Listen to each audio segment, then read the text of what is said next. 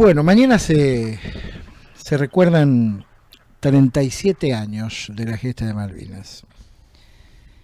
Es un tema que particularmente en lo personal a mí me gusta muchísimo abordar. Yo lo abordaría todo el año esto. Porque hay un sinfín de datos, de situaciones que los argentinos debemos conocer con profundidad. Porque hemos comprado propaganda extranjera sobre lo que se habló muchas veces de la derrota de Malvinas, ¿no? Yo no quiero hacer una nota hablando del detalle, ¿no?, de lo que fue la guerra otra vez. Lo hemos hecho durante muchos años. Yo quiero hablar de Malvinas 37 años después, de lo que representan para aquellos que esta gesta transformó en héroes, muchas veces olvidados, y de lo que representa para la Argentina hoy, ¿no? Y lo vamos a hacer con el teniente coronel retiro efectivo del ejército argentino, veterano de guerra, también paracaidista, el oficial del Estado Mayor del ejército, ¿no?, como es Néstor Montero. Teniente coronel Montero, el gusto de escucharlo, ¿cómo le va? Hola Claudio, como todos los años, buenos días, ¿cómo están ustedes? Acá en Córdoba con muchísima lluvia y con algunos pueblos inundados. Pues, un poco lo de siempre en esa provincia, ¿no? Cuando llueve fuerte y la gente paga las consecuencias. Bueno, Montero, Malvinas 37 años después. Cuéntenos qué siente usted en primer lugar, a la vista, qué ¿no?, bueno, a través del tiempo. Sí, como siempre, Claudio, lo has encarado muy bien, porque venía pensando y tuve que dar una charla ayer en una ceremonia donde representaban muchas escuelas, y realmente creo que 37 años después hay que dejar a los historiadores que nos marquen lo bueno y lo malo, y ahora tenemos dos cuestiones en el presente, a mi entender, ¿no? Una es los que fueron soldados, aquellos chicos que hoy ya son hombres, para que se los siga apoyando, ayudando desde todo punto de vista, que se los considere un poco mejor de lo que están, pasando desde la salud, especialmente la psicológica, pasando por la ayuda económica que le da el Estado, que todavía creo que está muy corto. Y después está lo otro que yo le decía a los chicos, los 2 de abril hablamos siempre de Malvinas y hablamos de la violencia y hablamos de la guerra, y hay que decirle a los chicos, la guerra es mala. Esto se podría y se tendría que arreglar como corresponde, como nos enseñan, con el diálogo, como tenía que haber sido, pero la historia jugará porque se hizo de otra manera. Y a los chicos hay que dejarle esa enseñanza hoy, 37 años después.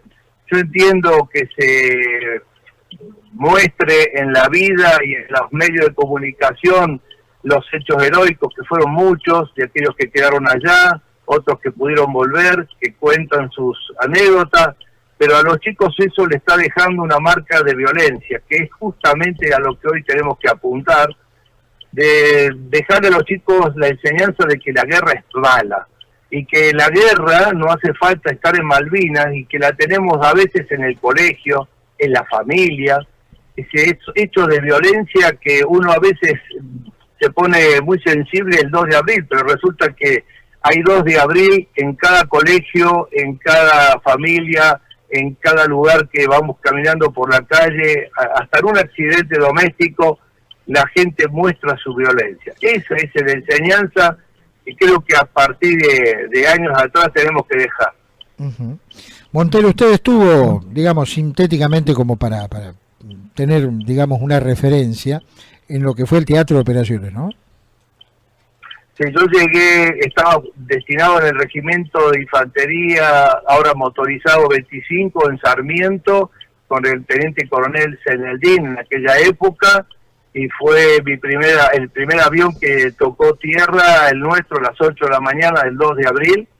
En ese momento era cuando ya se producía el hecho que muere Giachino, que nosotros lo escuchábamos desde el aeropuerto y habíamos tomado ya de forma definitiva el aeropuerto. Uh-huh. ¿Qué es lo que más, digamos, lo impactó? Si bien todo el escenario de la guerra, eso es imborrable en la vida de un ser humano, imagino. ¿Qué es lo que más lo impacta 37 años después, que todavía, digamos, lo mantiene en ese estadio, ¿no? El espíritu que teníamos de lo que ya consideramos, por lo menos que éramos los profesionales. Yo era teniente primero, los oficiales teníamos una idea muy clara de que sin nada íbamos a ocupar nuestras tierras de vuelta, porque eso fue lo que fue solamente ir a nuestra parte de la patria. Algunos hablan de ocupación y no es así. Y lo hicimos con los medios que teníamos, medios totalmente fuera de época, fuera de cualquier combate normal. Así todo, la Fuerza Aérea y nuestros muchachos que estuvieron en la otra isla demostraron de que a veces el espíritu puede más que un arma moderna. Ahora, ¿por qué cree que, si bien las tierras malvinenses están ocupadas desde aquel entonces a hoy todavía por fuerzas británicas, ¿por qué cree que a lo largo de los años los sucesivos gobiernos en la Argentina no trataron, no quisieron, no pudieron quizás poner en claro qué es lo que fue Malvinas en definitiva? Porque no fue ni una victoria, evidentemente, pero tampoco una derrota como muchos quisieron presentar. Lo que ocurre creo que es estratégico, ya hablo como oficial de Estado Mayor, porque creo que si bien están dadas las razones documentales de nuestra territorialidad, no se puede justificar estratégicamente que las potencias, las grandes potencias, dejen de lado un territorio estratégico como es Malvinas. Es una base de apoyo para cualquier tipo de operaciones. Si bien ahora todo se maneja por la era cibernética y digital, pero no obstante, la territorialidad que hace que el Reino Unido ocupe esas islas va más allá, que ocupa la proyección a lo que es la Antártida. Yo creo que los gobiernos argentinos no están en condiciones de ninguna naturaleza de poder negociar, por lo menos por esta época, nada con las grandes potencias. Buenos días, coronel, ¿cómo le va? Soy Analía. Hola, Analía, ¿cómo te va? Mucho gusto. Lo mismo digo. Coronel, para mí Malvinas es una historia básicamente de coraje. Ahora le pregunto, porque también he visto un coronel, un militar, sí, un coronel británico, más o menos dice lo mismo. Dice, ¿por qué los argentinos no les cuesta tanto entender el coraje de los que estuvieron en Malvinas? ¿Por qué les cuesta tanto reconocer ese coraje? Digo, porque cada vez que uno habla o escucha hablar de Malvinas, en general hay una serie de justificativos. Primero, que eran unos chicos. Yo creo que si van a la guerra son hombres, ¿eh? No les cabe el apelativo de chicos, eran hombres. Digo, hombres hechos y derechos. Pero además, en las islas son más las historias de coraje, de heroísmo, de sacrificio, que de debilidad. Entonces, ¿por qué a los argentinos nos cuesta reconocer? Se perdió, pero digo, se perdió porque el enemigo era tenía recursos mucho más, más numerosos o más poderosos o lo que fuere, pero los soldados argentinos dieron muestras de coraje todo el tiempo. ¿Por qué no podemos entender eso?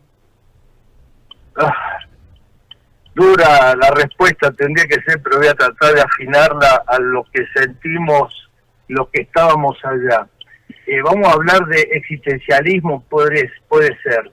Vamos a hablar de que del río Colorado para el sur estábamos en guerra y hacia el norte, yo creo que hasta cruzando el arroyito que es el río a veces, se sentían como que la guerra era de los demás. Y a nosotros nos dolía, creo que el año pasado le hice ese comentario también a Claudio, a nosotros nos dolía que comenzaran los partidos de fútbol y hacían un minuto de silencio y el fútbol continuaba en Buenos Aires.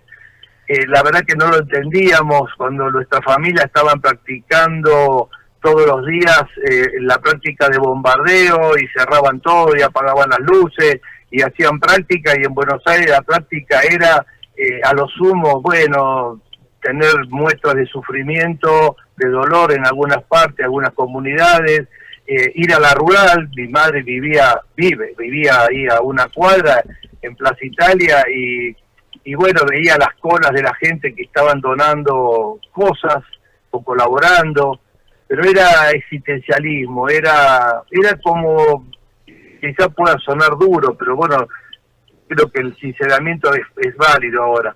Es como cuando hay inundaciones, salen todos a correr por la inundación, y terminada la inundación, nadie se pregunta qué fue de ese pueblo después de la inundación. Es un poco, por supuesto que acá estamos hablando de vidas humanas, de guerra, de hechos de coraje. Fue anécdota para la gente que estaba al norte del río Colorado, que lo digo así en grande para simplificarlo, ¿no? Sí, lo entiendo. Pero yo creo que el existencialismo que tiene el argentino, yo hice una tesis, me acuerdo, en la escuela de guerra, que decía que no me lo pudieron refutar casualmente por ser veterano de guerra.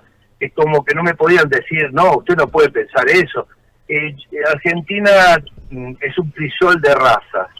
Ese crisol de razas, para cuando uno tiene que sacar el criollaje de adentro, y queda limitado. Yo mismo soy hija de española, y la tierra para nosotros no es para el que es nacido. Es muy diferente los conceptos, es muy largo de hablar, es medio filosófico, pero el argentino es eso, ¿no? Tuvimos que entrar a los días de ser vencido. Esto parecía River Boca, cuando llegó Boca de España, de jugar con la final con River. ¿Cómo fue? Y tuvieron que callarse y no había una sola palabra que podían decir los jugadores. Acá entramos nosotros por la puerta de atrás, nos escondieron casi un año. Nadie quería reconocer que no teníamos ni armamento, que los cuarteles que estuvieron en Malvinas se quedaron sin armamento casi 6 meses.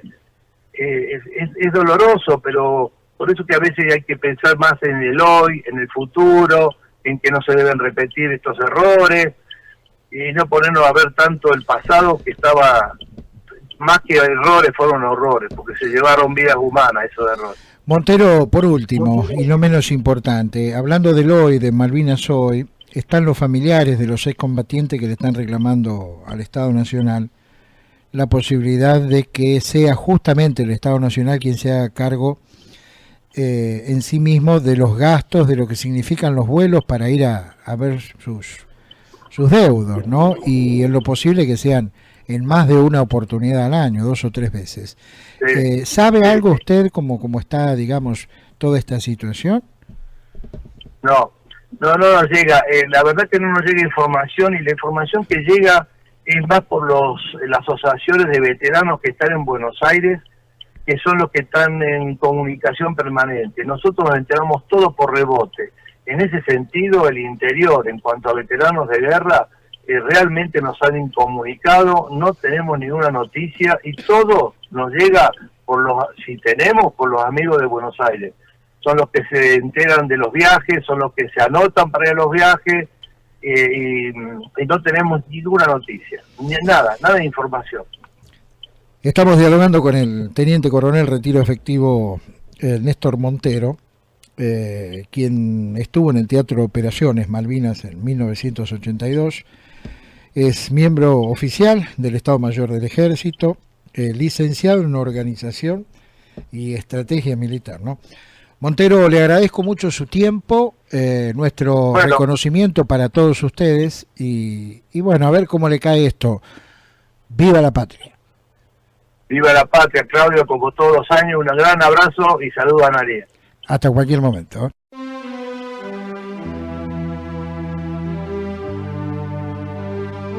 La credibilidad en la información se mide por su trayectoria. De lunes a viernes, el 1 de la mañana, con Claudio Ponce de León. El 1 de la mañana, 100% periodismo.